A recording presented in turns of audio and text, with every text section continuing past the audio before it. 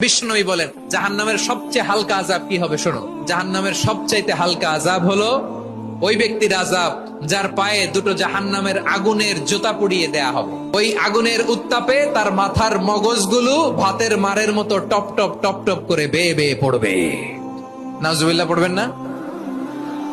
আচ্ছা প্রিয় সিলেট, আওয়াজ করে বলেন, এইটা যদি সবচেয়ে লাইট পানিশমেন্ট হয়, সবচেয়ে হালকা পাতলা সহনীয় আযাব যদি হয়, তাহলে ভয়ঙ্কর তোমার আযাবের কি অবস্থা হবে? আমরা কি ওই জাহান্নামে যেতে চাই?